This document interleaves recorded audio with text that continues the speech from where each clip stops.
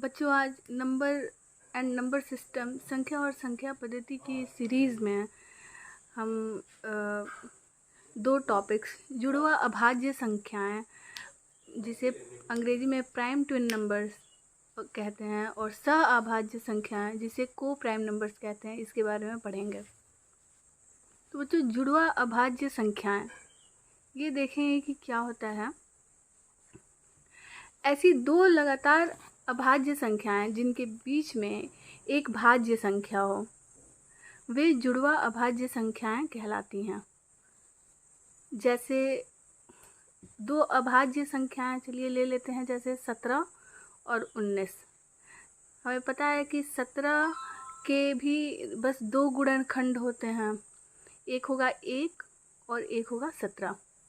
और ऐसे ही 19 के भी बस दो गुणनखंड होंगे, 1 और 19, है ना। तो ये दो लगातार अभाज्य संख्याएं हो गई और इनके बीच में एक भाज्य संख्या, 17 और 19 के बीच में जो भाज्य संख्या आएगी वो है 18। ठीक है, तो 18 जो है, अगर हम देखें तो 18 एक भाज्य संख्या है। इसके गुणनखंड दो से ज़्यादा हैं, 1 भी है, 18 भी है, और इन दोनों के अलावा 2, 3, 6, 9 है। तो ये यहाँ पर आप देखेंगे कि अगर हम 17 और 19 की बात करें तो ये दोनों जुड़वा अभाज्य संख्याएं कहलाएंगी, क्योंकि इनके बीच में एक भाज्य संख्या है और वह है 18। एक बार फिर से बच्चों देखते हैं कि जुड़वा अभाज्य संख्याएं क्या होती हैं।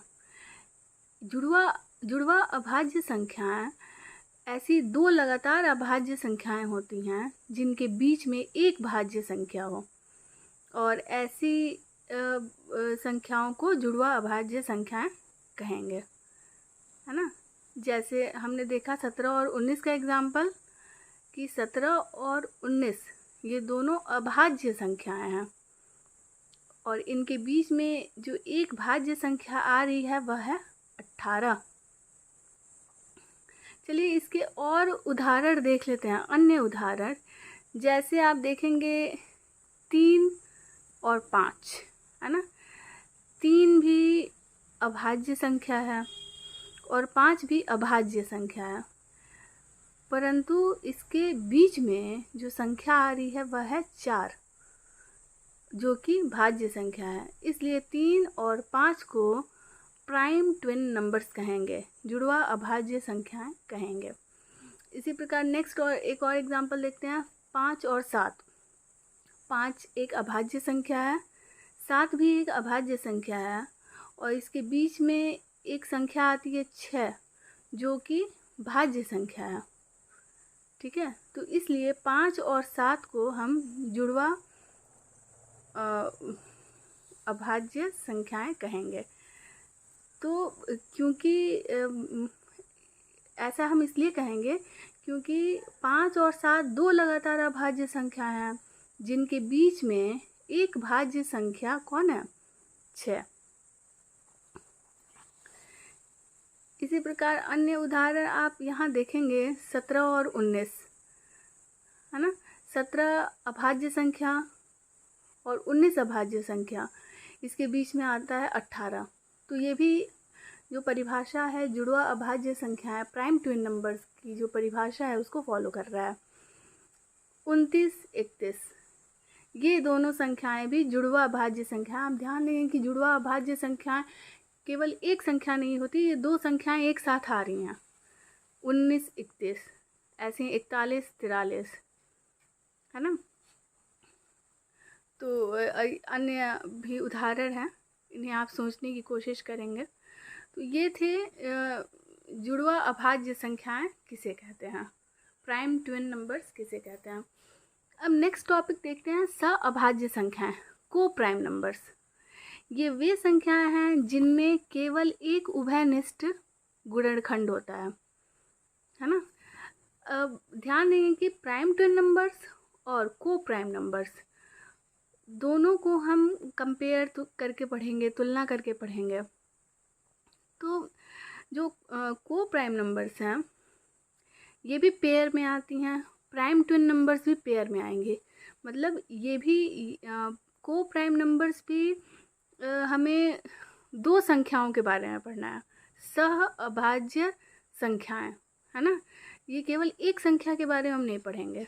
और ऐसे ही जुड़वा प्राइम नंबर्स जो हैं जुड़वा अभाज्य संख्या है, प्राइम ट्विन नंबर्स, ये भी एक संख्या नहीं होगी, दो संख्याएं आएंगी साथ में। आप ध्यान देंगे कि प्राइम ट्विन नंबर्स में जो दोनों संख्याएं आती हैं, जैसे हमने देखा एग्जाम्पल 17 और 19 का, यहाँ 17 भी अभाज्य है और 19 भी अभाज्य है ना। लेकिन क्या ऐसा सह अभाज्य संख्याओं में होता है? नहीं।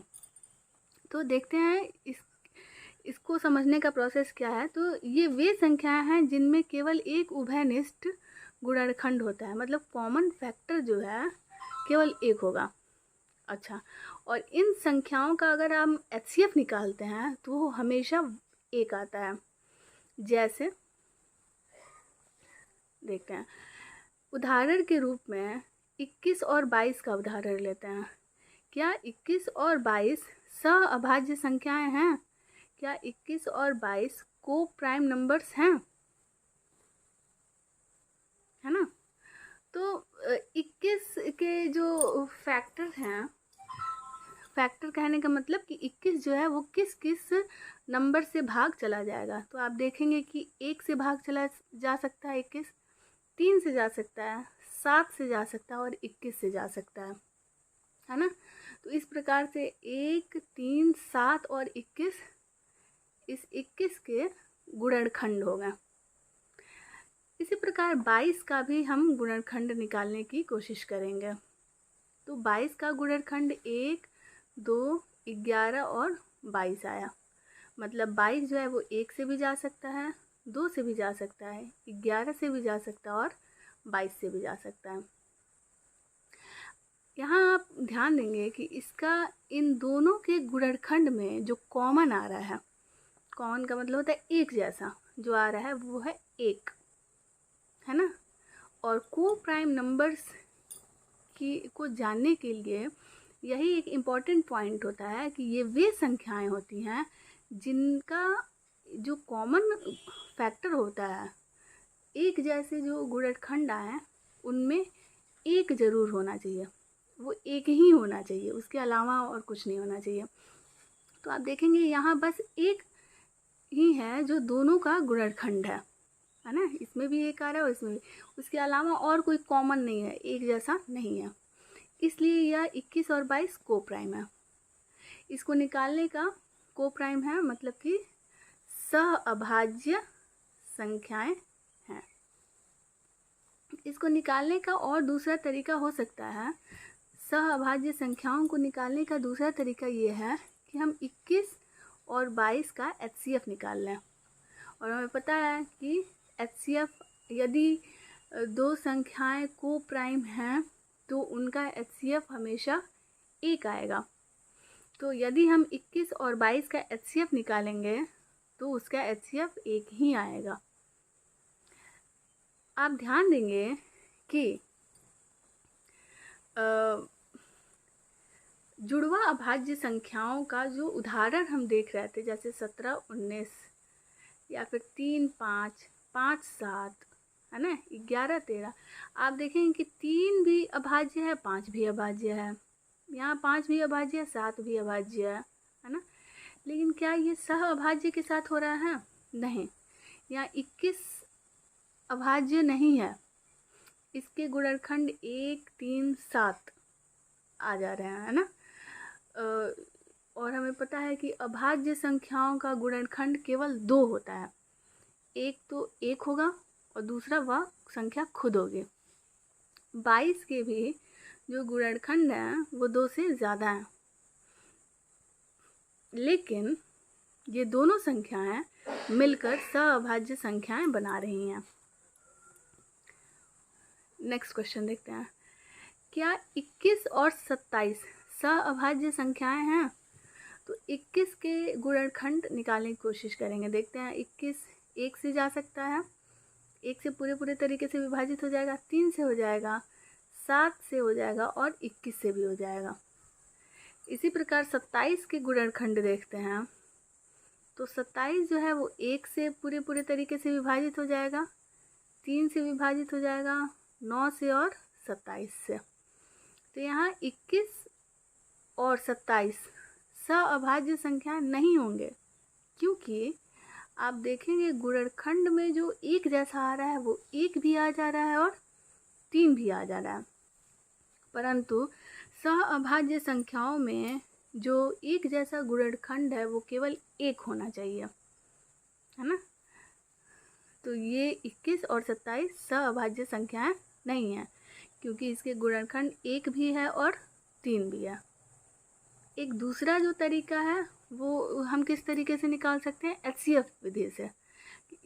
21 और 27 का यदि हम HCF निकालें, आप यहाँ ध्यान देंगे कि 21 और 27 का चलिए एक भाग विधि से हम HCF निकाल लेते हैं, तो देखेंगे 21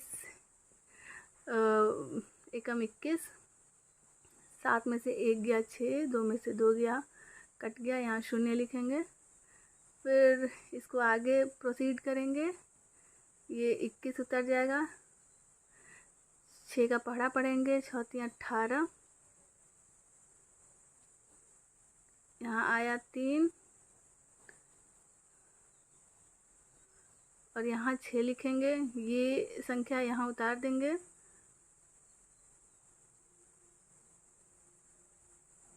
3 दूनी 6। तो आप देखेंगे कि यहाँ HCF जो है वो 3 आ रहा है ना। तो 21 और 27 का HCF यदि सअभाज्य संख्याएं होती तो 1 आता, लेकिन यहाँ HCF 3 आया, इसलिए ये सअभाज्य संख्याएं नहीं है। आपसे निवेदन है कि आप जो ये नवोदय एग्ज़ाम प्रिपरेशन की सीरीज़ चल रही है इसके नोट्स बनाते रहेंगे, ताकि आपके लिए आगे की वीडियोज़ जब प्रोवाइड कराए जाएँ तो बेनिफिशियल हो और आपको समझ में आए। धन्यवाद।